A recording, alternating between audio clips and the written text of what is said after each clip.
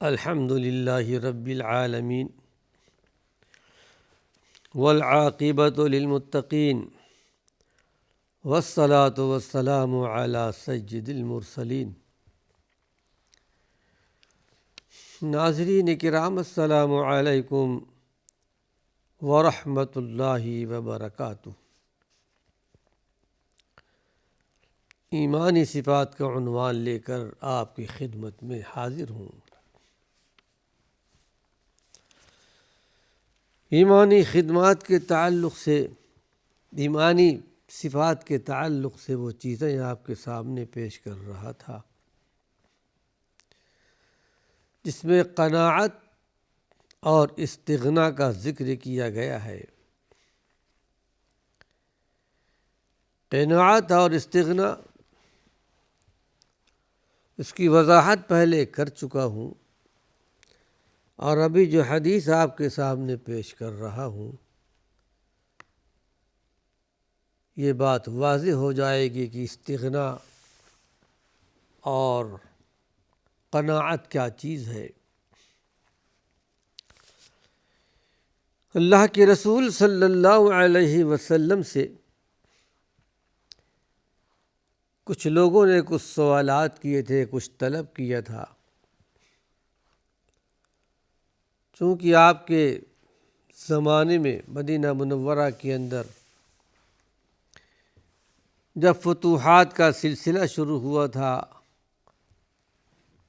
مال غنیمت آپ کے پاس ہر طرف سے آ رہے تھے، اور مسلمانوں کے اندر، مدینہ منورہ کے اندر خوشحالی بھی آ گئی تھی ایک طریقے سے۔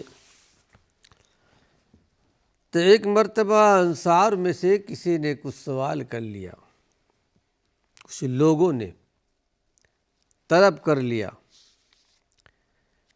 ظاہر ہے کہ اللہ کے رسول صلی اللہ علیہ وسلم سے جو چیز طلب کی جاتی تھی آپ دے دیا کرتے تھے۔ ایک مرتبہ اللہ کے نبی کے پاس کسی نے چادر دے دیا،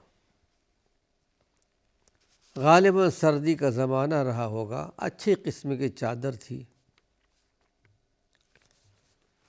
ایک صاحب نے بعد میں کہا کہ اللہ کے رسول صلی اللہ علیہ وسلم یہ چادر مجھے عطا کر دیجیے۔ حدیث شریف میں آتا ہے کہ چونکہ آپ کو اس چادر کی ضرورت تھی، لیکن آپ نے ایثار کرتے ہوئے وہ چادر مانگنے والے کے حوالے کر دیا۔ بعد میں صحابہ نے اعتراض بھی کیا کہ دیکھو اللہ کے پیارے پیغمبر کو صلی اللہ علیہ وسلم کو اس چادر کی ضرورت تھی، پھر آپ نے مانگ لیا، اور یہ بھی آپ جانتے ہیں کہ آپ سے جو بھی سوال کیا جاتا آپ دے دیا کرتے تھے۔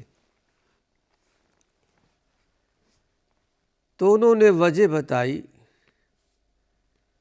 کہ میں اس چادر کو حقیقت میں حرص، لالچ اور طمع کے طور پر نہیں مانگا، میں چاہتا ہوں کہ یہ چادر میرے ساتھ رہے، اور جب میرا انتقال ہو جائے تو اسی چادر میں مجھے کفنایا جائے۔ مقصود یہ ہے کہ آپ صلی اللہ علیہ وسلم سے جو چیز مانگی جاتی آپ انکار نہیں کرتے تھے۔ یہاں بھی انصار مدینہ نے سوالات کیے، آپ نے دے دیا، پھر سوال کیا، پھر آپ نے دے دیا، دوبارہ ایسا ہوا۔ پھر آپ صلی اللہ علیہ وسلم نے ارشاد فرمایا، اس وقت جب کہ سب کچھ آپ کے پاس سے ختم ہو گیا، سارا کا سارا دے دیا تھا آپ نے، کچھ باقی نہیں رہا، تو آپ نے ارشاد فرمایا کہ دیکھو ما یکون عندی من خیر فلن ادخرہ عنکم، تم سوال کرتے ہو، طلب کرتے ہو، مانگتے ہو، میرے پاس جو کچھ بھی ہوتا ہے میں دے دیتا ہوں، اپنے پاس کوئی ذخیرہ نہیں رکھتا۔ یہ آپ کی عادت مبارکہ تھی۔ پھر اللہ کے پیارے پیغمبر نے صلی اللہ علیہ وسلم نے تربیت دیتے ہوئے ارشاد فرمایا، اور یہ تربیت جو بھی آپ کو بتائی جا رہی ہے صرف ان انصار مدینہ کے لیے نہیں، بلکہ آپ کی یہ تربیت، یہ تعلیم قیامت تک کے لیے، ہر فرد بشر کے لیے، ہر مومن کے لیے، ہر مومنہ کے لیے ہے۔ ان کو خطاب کر کے فرمایا وَمَن يَسْتَعِفَّ يَعِفَّهُ اللَّهُ۔ دیکھو، اگر عفیف بننا چاہتے ہو، یعنی عفیف کا مفہوم یہ ہے کہ دوسروں کے سامنے ہاتھ پھیلانے سے بچنا۔ اگر دوسروں کے سامنے ہاتھ پھیلانے سے بچنا چاہتے ہو کہ اللہ رب العالمین کی مدد تمہارے ساتھ شامل حال ہو اور دوسروں سے سوال کرنے کی رسوائی سے بچ جاؤ، تو آپ نے علاج بتایا کہ یعفہ اللہ۔ اس کا نتیجہ یہ ہوگا کہ اللہ رب العالمین تم کو لوگوں سے مانگنے سے، سوال کرنے سے بچا لے گا، تمہیں سوال کی ذلت سے بچائے گا۔ مومن کو عفیف ہونا چاہیے، سوال سے بچنا، اور کثرت سوال سے اللہ کے نبی نے ایک دوسرے موقع پر منع بھی فرما دیا۔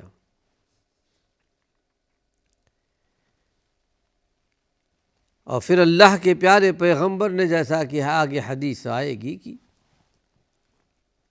کہ دینے والا ہاتھ لینے والے ہاتھ سے بہتر ہے۔ الید العلیٰ خیر من الید السفلی۔ اوپر کا ہاتھ بہتر ہے نیچے والے ہاتھ سے۔ تو ہمیشہ اللہ سے دعا کرنی چاہیے ناظرین کرام کہ اللہ رب العالمین ہم کو اور آپ کو یہ نعمت عطا فرمائے کہ ہم دینے والے بنیں، لینے والے نہ بنیں۔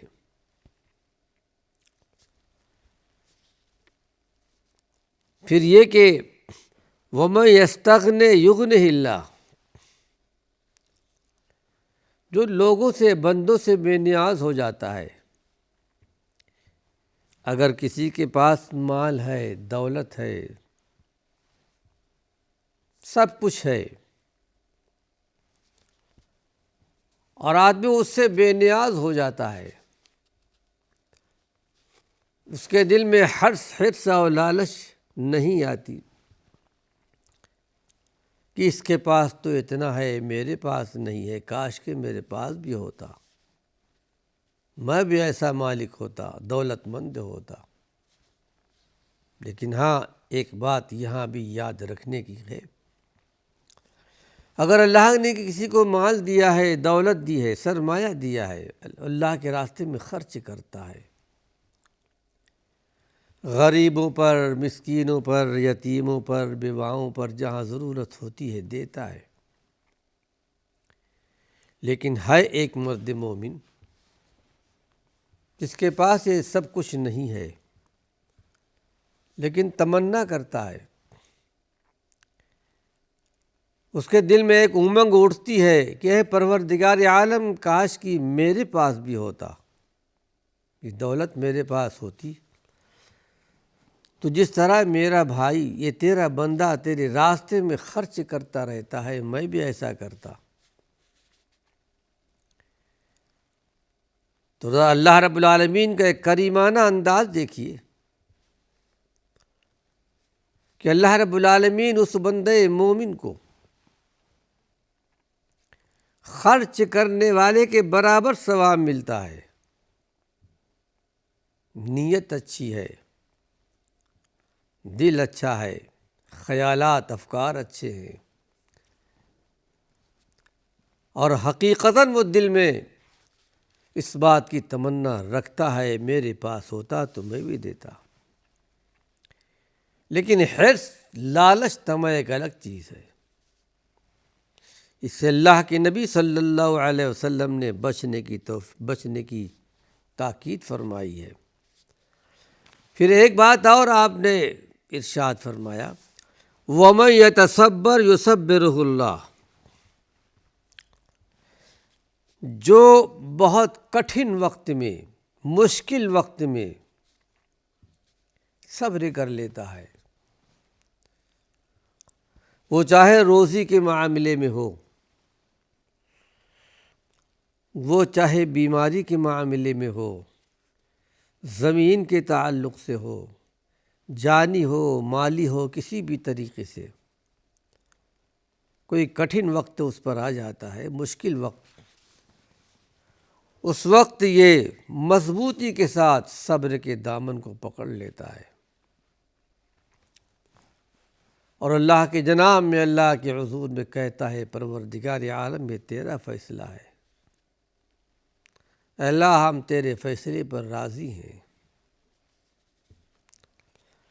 تو جو آدمی مضبوطی کے ساتھ صبر کر لیتا ہے،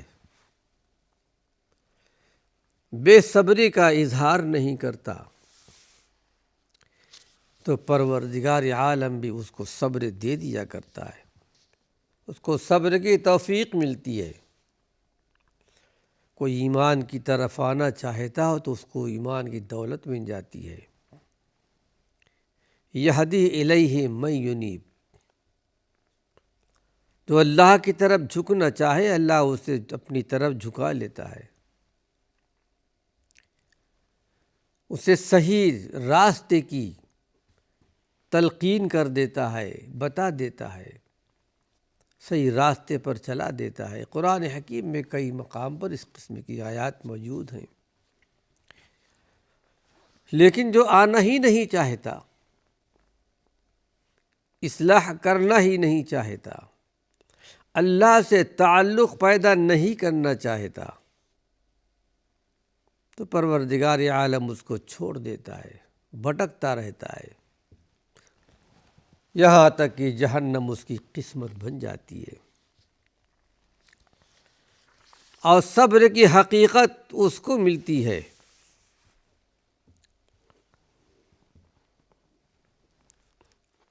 جو حقیقت میں صبر کر لیتا ہے، اور کسی بندے کو بھی یا کسی بندی کو بھی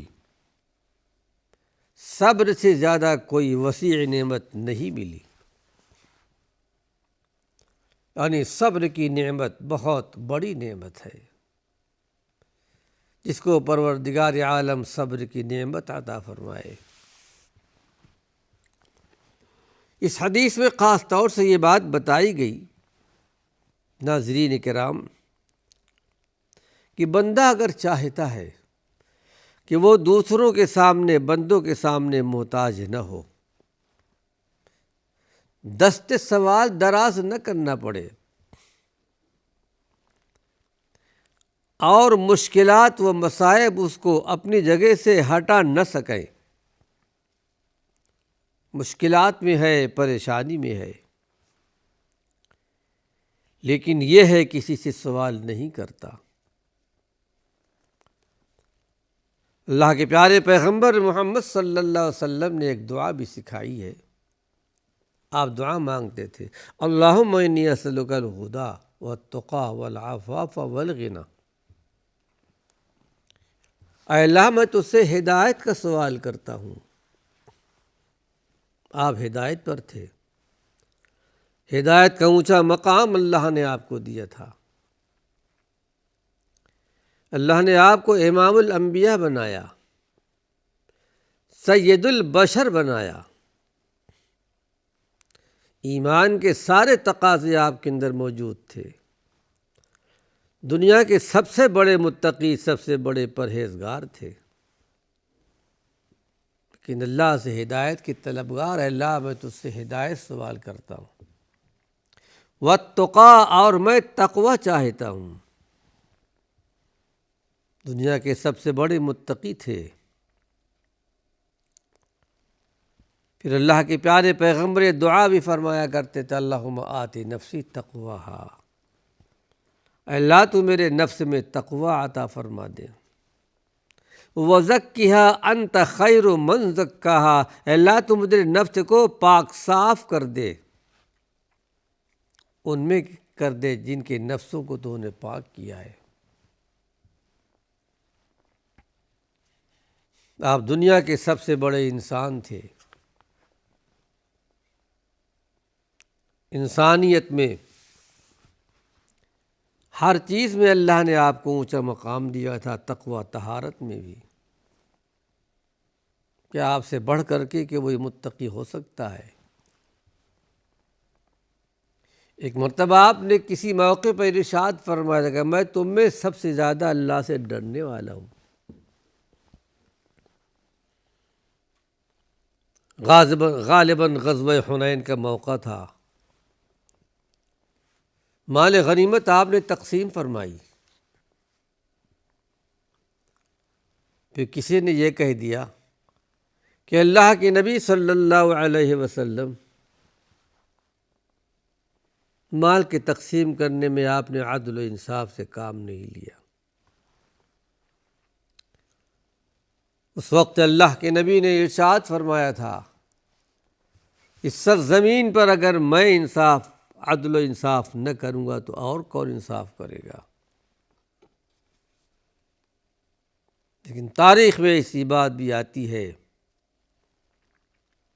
کہ وہ برے حال میں چلا گیا۔ تو حقیقت میں اللہ کے رسول صلی اللہ علیہ وسلم کی یہ تعلیم تھی کہ اپنے آپ کو سوال سے بچاؤ۔ ہاں، اگر کوئی سوال سے بچتا ہے، مانگنے سے بچتا ہے، اس کے حالات کو، وضاقتہ کو دیکھ کر کے پہچان سکتے ہو۔ وہ چمٹ کر سوال نہیں کرتا، اس کو دینے کا حکم ہے۔ وقت ختم ہو چکا ہے، اللہ نے چاہا اسی عنوان سے کچھ اور مفید باتیں اپنے آئندہ درس میں پیش کروں گا۔ وآخر دعوانا ان الحمد للہ رب العالمین۔